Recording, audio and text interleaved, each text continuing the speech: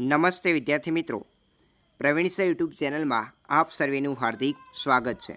આજના વિડીયોની અંદર આપણે વાત કરીશું બ્રિજ કોર્સ જે સરકાર દ્વારા જૂન 2021થી એક મહિના માટે કાર્યરત કરવામાં આવે છે। તેમાં જ્ઞાન સેતુ પ્રોજેક્ટ અંતર્ગત આજે આપણે જોઈશું ધોરણ 9 ગણિત વિષયની અંદર પ્રકરણ 1 તેની સંપૂર્ણ સમજૂતી। એ પહેલાં વિદ્યાર્થી મિત્રો આ ચેનલ પર પ્રથમ વખત આવ્યા હો તો લાલ બટન દબાવી સબસ્ક્રાઈબ કરી બાજુમાં આપેલું નોટિફિકેશન બેલ દબાવો, જેથી આ પ્રકારના શૈક્ષણિક વિડીયોની સૌપ્રથમ અપડેટ આપણને મળતી રહે। શરૂ કરીએ આજનો આ video. Subscribe now and press the bell icon. Never miss an update. Bridge course class readiness જ્ઞાન સેતુ પ્રોજેક્ટ ધોરણ 9 ગણિત વિષયની અંદર આજના વિડીયોની અંદર આપણે જોઈશું પ્રકરણ નંબર 1 તેની સંપૂર્ણ સમજૂતી। એટલે વિદ્યાર્થી મિત્રો વિડીયોને સ્કીપ કર્યા વગર અંત સુધી જોવાનું ભૂલશો નહીં, જેથી તમને દરેક સ્ટેપ છે એ સમજાઈ દેશે। બાળ દોસ્તો, તમે સંખ્યાઓ વિશે અને તેમના પર થતી ક્રિયાઓ વિશે અગાઉ શીખી ગયા। અહીં સંખ્યાના ગુણધર્મ વિશે આપણે સમજવાનું છે। તો સૌપ્રથમ આપણને આપેલું છે પ્રાકૃતિક સંખ્યાઓ। તો પ્રાકૃતિક સંખ્યાઓ 1, 2, 3 જે સંખ્યાઓ છે કે જેની શરૂઆત 1થી થતી હોય અને અનંત સુધી આવેલી છે તેને આપણે પ્રાકૃતિક સંખ્યાઓ તરીકે ઓળખીશું। પૂર્ણ સંખ્યાઓ, તો જ્યારે પ્રાકૃતિક સંખ્યાની અંદર શૂન્ય છે એ ઉમેરાય એટલે કે 0, 1, 2, 3 અનંત સુધી, તો તેને આપણે પૂર્ણ સંખ્યાઓ કહીશું। ત્યારબાદ પૂર્ણાંક સંખ્યાઓ જોઈએ તો એની અંદર ઋણ સંખ્યાઓનો પણ સમાવેશ થાય છે। ઋણ 3, ઋણ 2, ઋણ 1 એ જ 0, 1, 2, 3। તો પૂર્ણાંક સંખ્યાઓની અંદર ઋણ પૂર્ણાંક, શૂન્ય પૂર્ણાંક અને ધન પૂર્ણાંકનો સમાવેશ થાય છે। અપૂર્ણાંક સંખ્યાઓની વાત કરીએ તો અપૂર્ણાંક એવી સંખ્યા છે એક સમગ્રના ભાગને દર્શાવે છે, જેમ કે 3/4 એટલે કે 4માંથી 3 ભાગ। 1/2 હોય તો એનો મતલબ કે 2માંથી 1 ભાગ। સમય સંખ્યાઓ, તો જે સંખ્યાને p ભાગ્યા q સ્વરૂપે દર્શાવી શકાય તેવી સંખ્યાને આપણે સમય સંખ્યા કહીશું, જેનો ધોરણ 8માં અભ્યાસ કર્યો છે। અહીં p અને q છે એ પૂર્ણાંકો છે, પરંતુ અહીંયા એક કન્ડિશન છે કે ક્યુની કિંમત 0 હોવી જોઈએ નહીં। દાખલા તરીકે 3/0 આ એક સમય સંખ્યા નથી।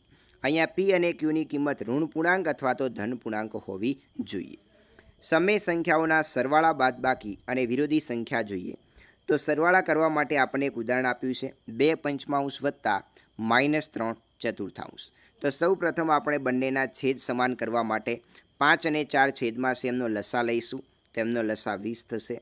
ત્યારબાદ અહીંયા છેદમાં 5ને કેટલા વડે ગુણવાથી 20 આવશે, તો તેને 4 વડે ગુણવાથી 20 થાય તો એના અંશ 2ને આપણે 4 વડે ગુણીશું એટલે 2 ચોક 8 થશે।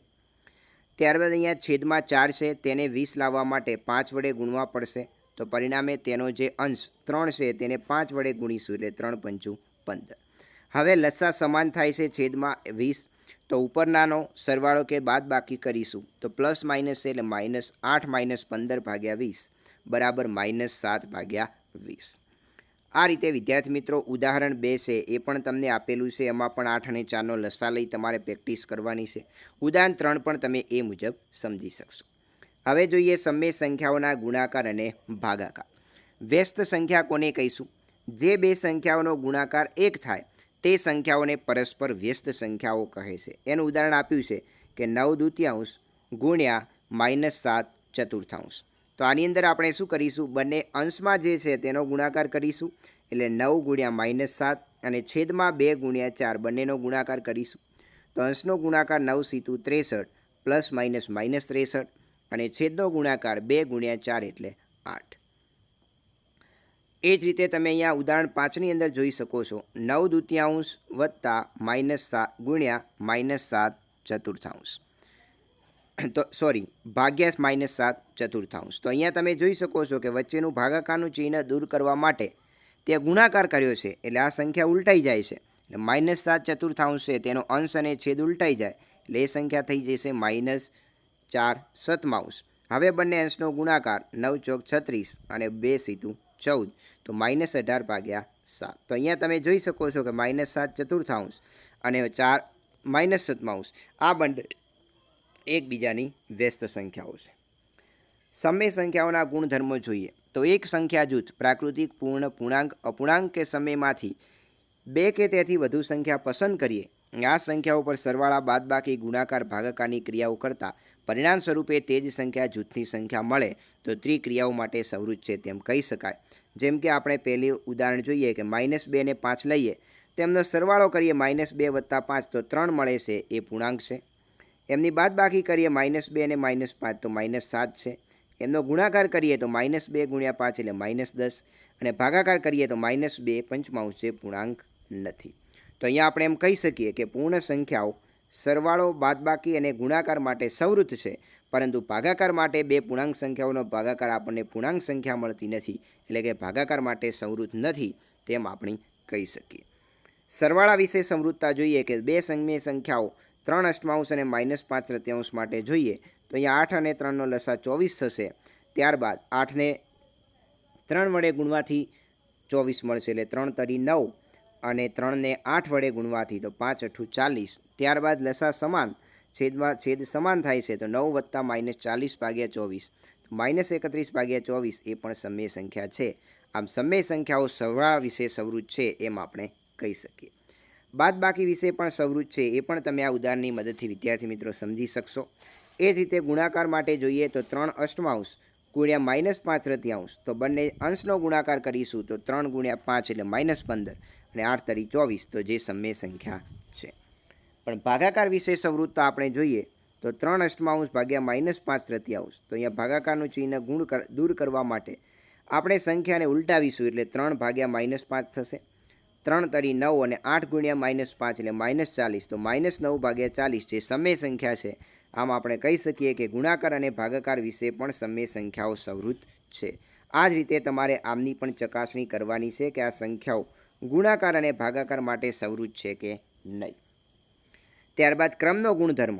સરવાળા વિશે ક્રમનો ગુણધર્મ તો 3 પંચમાંશ અને 7 ચતુર્થાંશ માટે ચકાસીએ તો પહેલાં બંનેનો સરવાળો અહીંયા તમે જોઈ શકો છો કે 47/20 છે, ને ક્રમ ઉલટાયો તો પહેલાં 7 ચતુર્થાંશ ને પછી 3 પંચમાંશ બંનેનો સરવાળો કરીએ તો પણ 47/20 મળે. આમ સમય સંખ્યાઓ માટે સમક્રમી છે, કારણ કે તે ક્રમના નિયમનું પાલન કરે છે. કોઈ પણ ક્રમમાં તેમનો સરવાળો કરો તેના જવાબમાં કોઈ ફેરફાર થતો નથી. બાદબાકી માટે ક્રમનો નિયમ જોઈએ તો અહીંયા બંને સંખ્યાઓની બાદબાકી -23/20 થાય છે, જ્યારે ક્રમ ઉલટાવતા 23/20 થાય છે. તો અહીંયા બંનેનો જવાબ સમાન નથી, તો આમ સમય સંખ્યાઓ બાદબાકી માટે સમક્રમી નથી, અર્થાત તે ક્રમના નિયમનું પાલન કરતી નથી તેમ આપણે કહી શકીએ. ગુણાકાર માટે ક્રમનો નિયમ જોઈએ તો 3 પંચમાંશ ગુણ્યા 7 ચતુર્થાંશ, તો એનો ગુણાકાર થાય છે 3 × 21 ને 5 × 4 = 21/20. ક્રમ બદલતા 3 પંચમાંશ ગુણ્યા 7 ચતુર્થાંશ, તો એનો ગુણાકાર થાય છે 3 × 21/20. આમ સમય સંખ્યાઓ સરવાળા માટે સમક્રમી છે, એટલે કે ક્રમના નિયમનું પાલન કરે છે તેમ કહી શકીએ. ભાગાકાર વિશે ક્રમનો નિયમ જોઈએ તો કોઈ પણ બે સંખ્યાઓના ક્રમમાં ફેરફાર કરવાથી તેનો ભાગાકારનો જવાબ સમાન આવતો નથી. આમ આપણે સમય સંખ્યાઓ ભાગાકાર માટે સમક્રમી નથી, એટલે કે ક્રમના નિયમનું પાલન કરતું નથી તેમ આપણે કહી શકીએ. જૂથનો ગુણધર્મ સરવાળા માટે ચકાસીએ તો કોઈ પણ 3 સંખ્યાઓ અહીંયા છે, 3 ચતુર્થાંશ, -2 તૃતીયાંશ અને 5 અષ્ટમાંશ, તો પહેલી બે સંખ્યાઓના જૂથ વત્તા ત્રીજી સંખ્યાનો સરવાળો કરીશું તો 17/24 મળે છે, અને તે જૂથ છે બદલવામાં આવે તો પણ 17/24 મળે છે. આમ જૂથ બદલતા પણ તેના જવાબમાં કોઈ ફેરફાર થતો નથી, તો આપણે કહી શકીએ કે સંખ્યાના જૂથ બદલતા પરિણામ સમાન મળે, અર્થાત સમય સંખ્યાઓ પણ સરવાળાના જૂથના નિયમનું પાલન કરે છે. બાદબાકી માટે પ્રથમ બે સંખ્યાઓ 3 સંખ્યાઓ જોઈએ તેમના એક જૂથનો સરવાળો 49/24 થાય છે. તેમાં ફેરફાર કરવાથી તેમનું જૂથ બદલતા 19/24 આવે છે. આમ તેનો જે જવાબ છે બદલાઈ જાય છે, તો આપણે કહી શકીએ કે સંખ્યાઓના જૂથ બદલતા પરિણામ સમાન મળતું નથી. આથી સમય સંખ્યાઓ બાદબાકી માટે જૂથના નિયમનું પાલન થતું નથી. ગુણાકાર માટે જોઈએ તો ગુણાકાર માટે જૂથનો નિયમ જળવાય છે. જેમ કે અહીંયા 3 સંખ્યાઓનો જૂથ બનાવ્યું તો -30/96, જૂથ બદલીને તેમનો ગુણાકાર કરવામાં આવ્યો તો પણ -30/96. આમ સંખ્યાના જૂથ બદલતા પરિણામ સમાન મળે છે, અર્થાત સમય સંખ્યાઓ ગુણાકાર માટે જૂથના નિયમનું પાલન કરે છે. ભાગાકાર માટે જોઈએ તો અહીંયા 3 સંખ્યાઓનો એક જૂથ બનાવી તેમનો ભાગાકાર કરવાથી -45/64 મળે છે. હવે જૂથમાં ફેરફાર કરવાથી -72/40 જવાબ મળે છે. તો આમ આપણે કહી શકીએ કે સંખ્યાના જૂથ બદલતા પરિણામ સમાન મળતું નથી. આથી સંખ્યાઓ ભાગાકાર માટે જૂથના નિયમનું પાલન થતું નથી. ત્યારબાદ અહીંયા યોગ્ય ગુણધર્મોનો ઉપયોગ કરી તમારે વિદ્યાર્થી મિત્રો કિંમત મેળવવાની છે, જે તમારે જાતે ગણ્યમાં જોવાનું છે. એની નીચે કિંમત શોધો એવું તમને આપેલું છે. તો શૂન્યને સરવાળા માટેનો તટસ્થ ઘટક છે, અર્થાત સંખ્યામાં શૂન્ય ઉમેરવાથી કે બાદ કરવાથી પરિણામમાં કોઈ ફેર પડતો નથી, એટલે કે ગુણાકાર માટેનો તટસ્થ ઘટક છે. વિરોધી સંખ્યા જોઈએ તો જો બે સમય સંખ્યાઓનો સરવાળો શૂન્ય મળે તો તે બંને એકબીજાની વિરોધી છે. જેમ કે 2 પંચમાંશ વત્તા -2 પંચમાંશ, તેમનો સરવાળો શૂન્ય થાય તો -2 પંચમાંશની વિરોધી સંખ્યા થશે 2 પંચમાંશ. વ્યસ્ત સંખ્યા જોઈએ, જો બે સંખ્યાઓનો ગુણાકાર 1 મળે તો તે બે સંખ્યાઓ એકબીજાની વ્યસ્ત સંખ્યા છે. જેમ કે 2 પંચમાંશ ગુણ્યા 5 દૂતિયાંશ, તો અહીંયા તેમનો ગુણાકાર 1 મળશે તો 5 દૂતિયાંશની વિરોધી સંખ્યા 2 પંચમાંશ છે.